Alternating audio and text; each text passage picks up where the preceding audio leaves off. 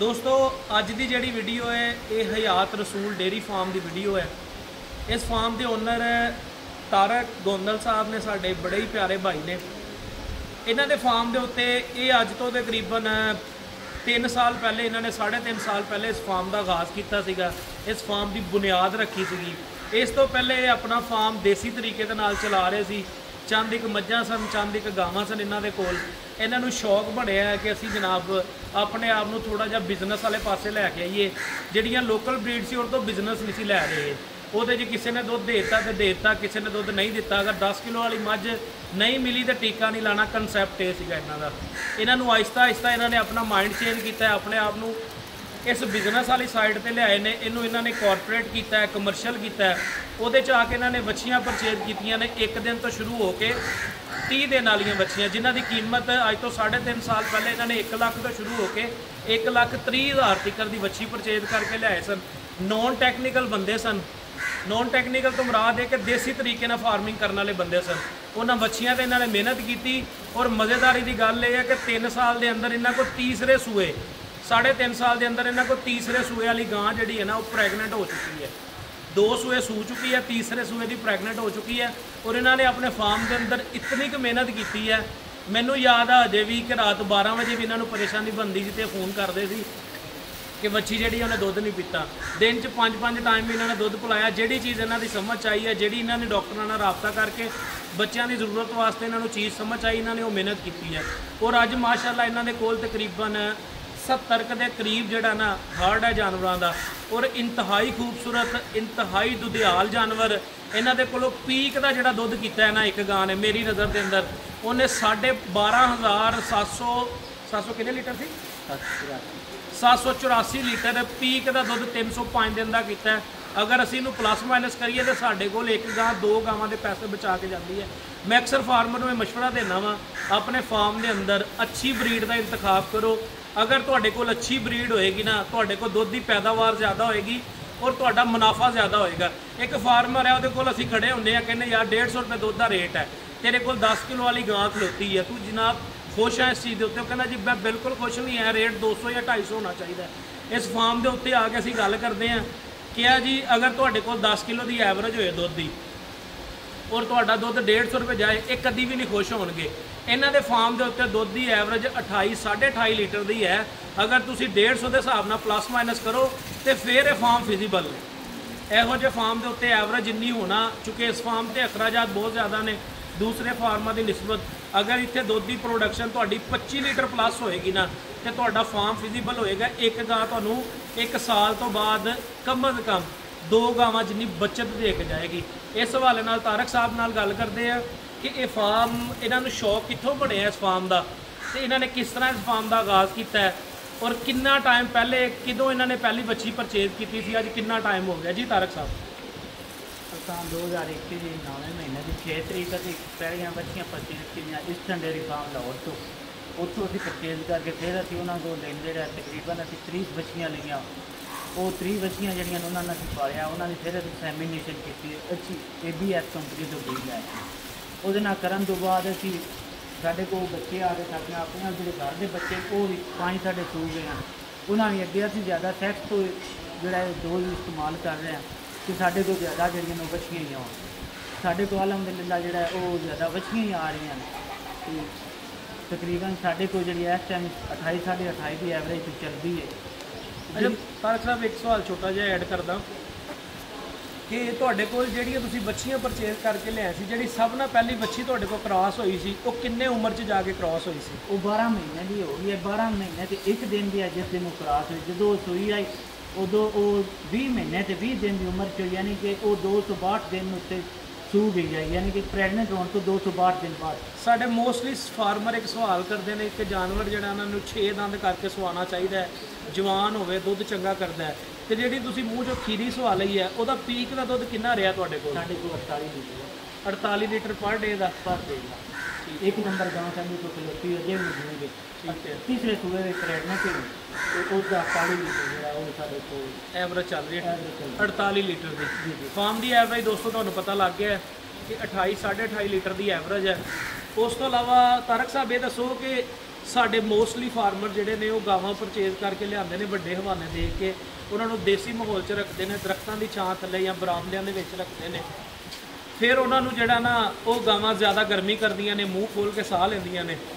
ਉਸ ਤੋਂ ਬਾਅਦ ਉਹ ਜਾਨਵਰ ਦੀ ਗਰਮੀ ਖਤਮ ਕਰਨ ਵਾਸਤੇ ਕੋਈ ਬੰਦਾ ਉਹਨਾਂ ਨੂੰ ਜਵਾਂ ਦੇ ਰਿਹਾ, ਤਾਰਾ ਮੀਰਾ, ਕੋਈ ਬੰਦਾ ਉਹਨਾਂ ਨੂੰ ਜਿਹੜਾ ਨਾ ਉਹ ਗਲੂਕੋਜ਼ ਦੇ ਰਿਹਾ, ਕੋਈ ਬੰਦਾ ਜਿਹੜਾ ਨਾ ਉਹਨਾਂ ਨੂੰ ਸ਼ੱਕਰ ਦਾ ਪਾਣੀ ਦੇ ਰਿਹਾ, ਕੋਈ ਬੰਦਾ ਕੁਛ ਦੇ ਰਿਹਾ, ਤੇਲ ਦੇ ਰਿਹਾ। ਤੁਸੀਂ ਇਸ ਹਵਾਲੇ ਨਾਲ ਆਪਣੇ ਫਾਰਮ ਤੇ ਕੋਈ ਚੀਜ਼ ਅਪਲਾਈ ਕਰਦੇ ਹੋ ਕਿ ਨਾਰਮਲੀ ਚੱਲ ਰਿਹਾ ਤੁਹਾਡਾ ਫਾਰਮ? ਸਾਡਾ ਬਿਲਕੁਲ ਨਾਰਮਲ ਚੱਲ ਰਿਹਾ ਕਿ ਗਲਾਈਕੋਲਿਨ ਵਿੱਚ ਹੀ ਪਾ ਛੱਡਦੇ ਹਾਂ, ਕੋਈ ਜਿਹੜੇ ਇਹਨਾਂ ਦੇ ਐਵੇਂ ਨਹੀਂ ਕਿ ਕੋਈ ਅਸੀਂ ਮੂੰਹ ਫਾੜ ਕੇ ਕੋਈ ਸ਼ੈ ਨਹੀਂ ਦਿੰਦੇ।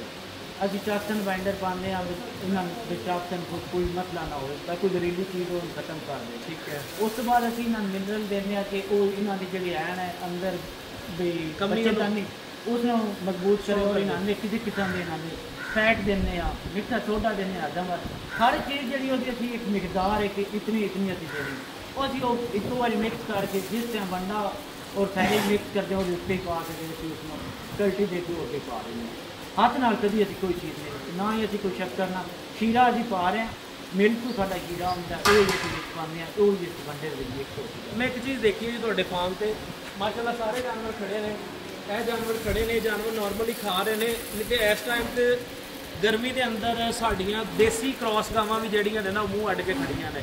ਇਹਦੀ ਸਭ ਤੋਂ ਵੱਡਾ ਹੈ ਮੇਨ ਵਜ੍ਹਾ ਹੈ ਕਿ ਜ਼ਮੀਨ ਤੋਂ 6 ਫੁੱਟ ਕਮ ਹੁੰਦਾ ਹੈ, ਇਹਦੀ ਵੈਂਟੀਲੇਸ਼ਨ ਅੱਛੀ ਹੈ, ਹਵਾ ਦਾ ਕਰਾਟ ਹੋ ਰਿਹਾ। ਉਸ ਤੋਂ ਬਾਅਦ ਜਿਹੜਾ ਇਹਦੇ ਉੱਤੇ ਸ਼ਾਵਰ ਲੱਗਣ, ਗਾਈ ਨਾ ਆ ਰਹੀਆਂ, ਪੱਖੇ ਲੱਗਣ ਜਿਹੜੇ ਇਹਨਾਂ ਨੂੰ ਹਵਾ ਦੇ ਰਹੇ। ਉਸ ਤੋਂ ਬਾਅਦ ਤੁਸੀਂ ਆਪ ਥੱਲੇ ਬੈਠ ਕੇ ਆਏ ਹੋ ਤੇ ਉਹਦੇ ਨਾਲ ਉੱਤੇ ਮਾਹੌਲ ਜਿਹੜਾ ਠੰਡਾ ਫੀਲ ਕਰ ਰਹੇ ਹੋ ਕਿ ਥੱਲੇ ਗਰਮੀ ਉੱਤੇ ਵੀ ਆ ਰਿਹਾ।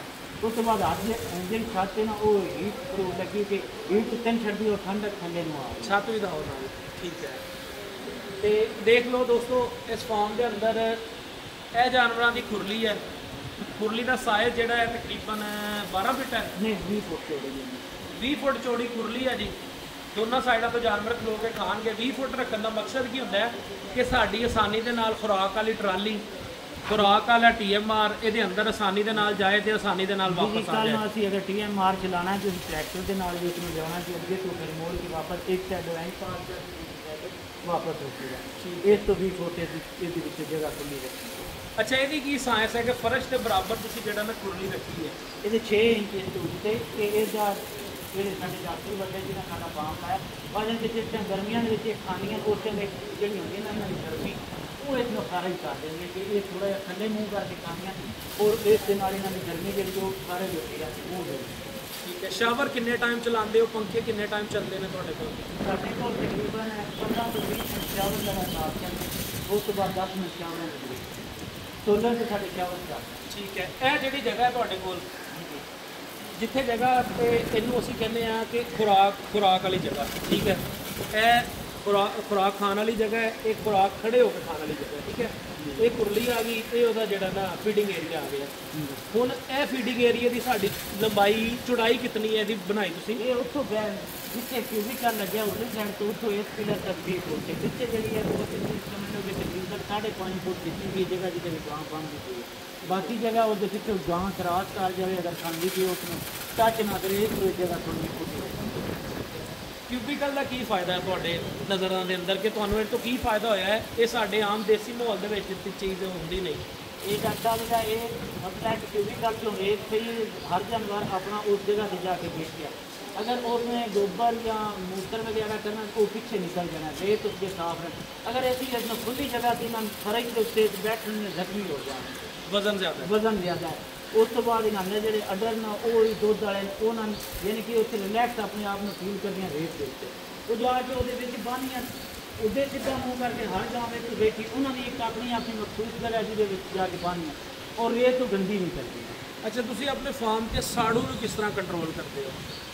ਡਿਪ ਕਰਕੇ ਜਾਂ ਜਿਹੜਾ ਕੋਈ ਫਾਰਮੂਲਾ ਤੁਹਾਡਾ? ਅਸੀਂ ਖਾਣਾ ਨੂੰ ਡਿਪ ਕਰਦੇ ਹਾਂ, ਚੁਆਈ ਤੋਂ ਬਾਅਦ ਅਸੀਂ ਤਿੰਨੋਂ ਟਾਈਮ ਇਹਨਾਂ ਨੇ ਖਾਣਾ ਡਿਪ ਕਰਦੇ ਹਾਂ ਦਵਾਈ ਦੇ ਨਾਲ। ਠੀਕ ਹੈ।